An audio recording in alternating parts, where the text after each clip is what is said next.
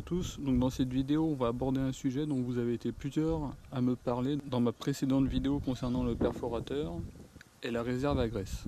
Donc j'ai consulté la notice de nombreux outils. Donc dans cette vidéo, on va aborder deux sujets. D'une part, les outils et d'autre part, la réserve à graisse qui est présente sur certains outils. Alors pour cela, on va avoir besoin de la notice de votre outil. Si votre outil contient une réserve à graisse, il va vous falloir une clé à ergot. Et enfin, il vous faudra de la graisse. Nettoyez régulièrement le porte-outil. Veillez pour cela à tirer la bague de verrouillage vers l'arrière et soulever le masque anti-poussière du porte-outil. Graissez légèrement le porte-outil avant la mise en place de l'outil. Donc ça c'est le cache anti-poussière. Donc il faut remettre un peu de graisse. Alors ce que j'ai pu voir en consultant de nombreux perforateurs, c'est que généralement il y a deux sujets à aborder.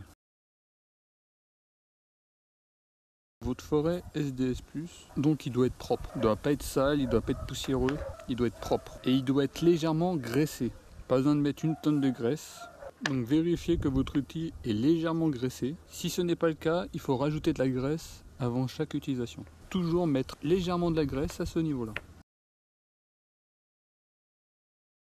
Ensuite, certains perforateurs, comme celui-ci, ont une réserve à graisse. Donc pour ouvrir votre réserve à graisse, vous avez besoin d'une clé à ergot de ce type-là. Donc ce qu'il faut savoir, c'est que pour cet outil-là, il faut que l'espacement entre les ergots soit de 30 mm.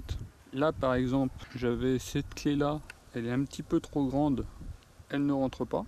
Avec cet outil-là, de Parkside, il y avait cette clé, elle ne rentre pas parfaitement, mais pratiquement. Donc on va forcer un petit peu et elle va finir par rentrer. Voilà. Et donc il suffit après d'ouvrir la réserve à graisse.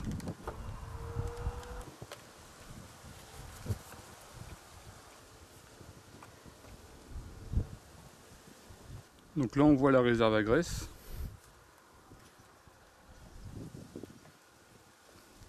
Donc là quand on fait fonctionner la machine, donc là je le fais fonctionner lentement. Donc on voit que la graisse vient protéger les rouages. Il faut regarder régulièrement si votre réserve à graisse est suffisante. Il faut généralement remettre de la graisse environ à partir de 5-6 heures d'utilisation. Donc généralement, il conseille de mettre de la graisse haute performante. Donc là, j'ai acheté de la graisse.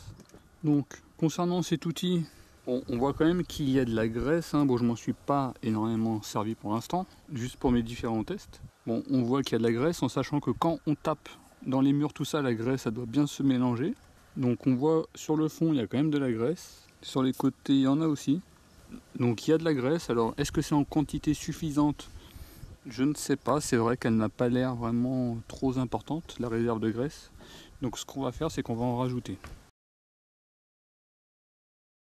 Donc pour être le plus complet possible, donc j'ai acheté 3 produits donc sur internet. Donc je vais utiliser ce produit-là, mais les 3 produits seront détaillés dans une vidéo spécifique. Je vais faire une vidéo vous présentant précisément ces 3 produits-là. Comme ça, vous allez pouvoir faire plus facilement votre choix si vous voulez commander sur internet. Donc là, je vais remettre de la graisse. Donc de manière générale, dans la notice, il conseille de mettre une graisse donc haute performance au lithium. Donc c'est ce que j'ai pris, une graisse haute performance au lithium. Donc moi je vais remettre de la graisse, comme ça je serai tranquille.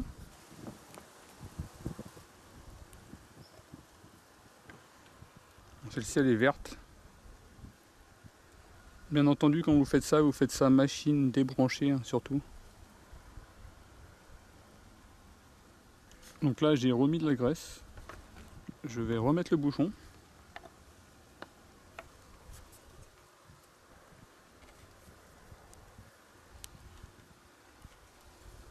Voilà. Donc là je vais le faire tourner à vide à fond et après on va regarder ce qui se passe à l'intérieur au niveau de la réserve à graisse.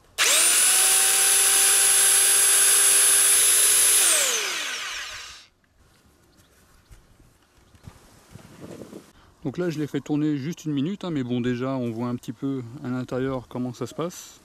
Donc on voit que la graisse Finalement on la voit, hein, contrairement à tout à l'heure où la graisse était très légère.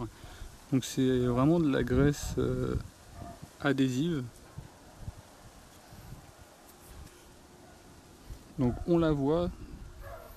Donc ce qui pourrait quand même faire penser que vraiment la réserve de graisse de base n'est peut-être pas assez importante.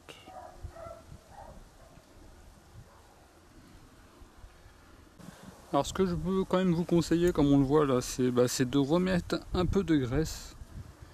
Parce que là on voit que la graisse est bien visible sur tout l'engrenage. Donc ça lui fera pas de mal.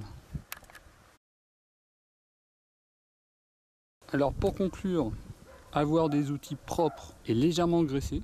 Et si votre outil a une réserve à graisse, vérifiez qu'il y ait suffisamment de graisse à l'intérieur. Voilà, je vous remercie et à très bientôt.